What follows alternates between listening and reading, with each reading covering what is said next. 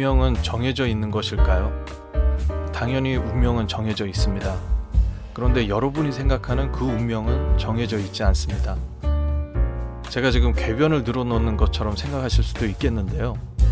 하지만 여러분이 어떤 사주 상담가와 상담을 진행하려고 하신다면 이것만큼은 꼭 알아두고 상담을 진행하시기 바랍니다. 어두운 밤 달빛이 되어드릴 사주 상담가 청담입니다. 여러분이 누군가와 대화를 하고 있다고 가정해 보겠습니다. 그럼 그 사람과 원활하게 소통을 하려면 너무나도 당연한 필수 조건이 있습니다.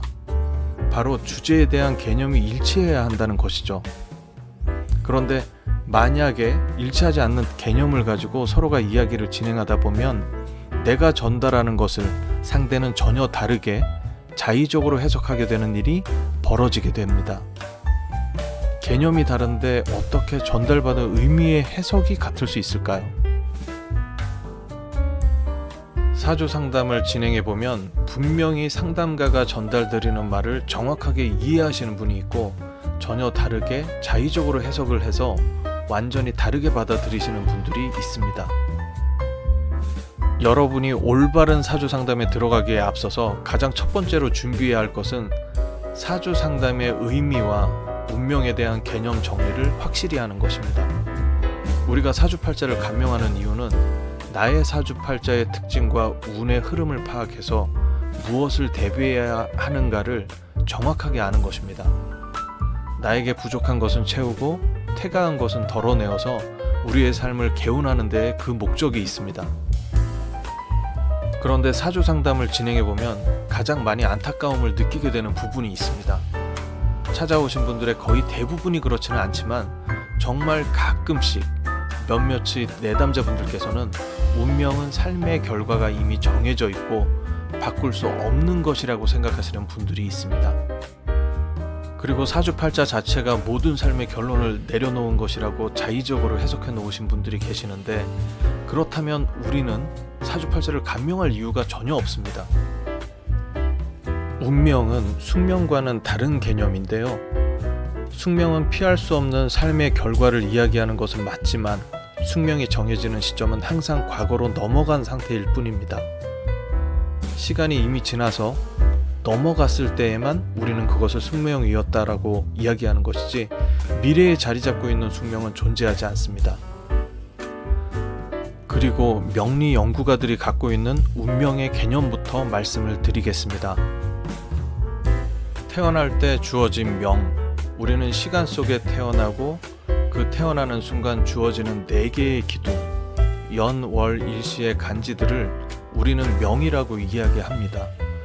그리고 우리가 살아가면서 끊임없이 흘러 들어오게 되는 10년씩의 대운, 해마다 주어지는 세운, 월운, 일운들을 우리는 행운이라고 이야기해서 이 명과 운의 합쳐진 형태를 우리는 운명이라고 이야기합니다. 그렇기 때문에 숙명과는 다른 개념이죠. 이것을 아는 것이 왜 중요하냐면 팔자가 이미 주어진 삶의 결과 내지는 종점인 것으로 잘못 생각하는 사람들은 자신의 명과 운의 약점들을 듣는 것부터가 심한 거부감이 밀려오기 때문입니다. 혹시 사주 상담을 비판하는 사람들도 역시 운명의 개념을 잘못 이해하고 있기 때문이 아닐까요?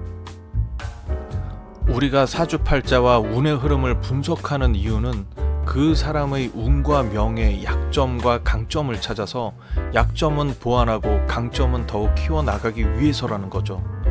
그리고 그것의 균형을 잡는 타이밍을 알려주기 위함입니다. 저는 인생을 살아가는 것을 각자에게 주어진 자동차를 타고 우리 앞에 펼쳐진 도로를 지나서 우리의 목적지로 달려가는 것으로 비유를 하곤 합니다. 자동차는 우리가 태어날 때 주어진 사주팔자이고 우리에게 펼쳐진 각자의 도로는 대운과 세운처럼 흘러가는 행운들을 의미합니다. 그렇다면 여기서 가장 중요한 운전자에 해당되는 것은 무엇일까요? 바로 우리의 마음입니다.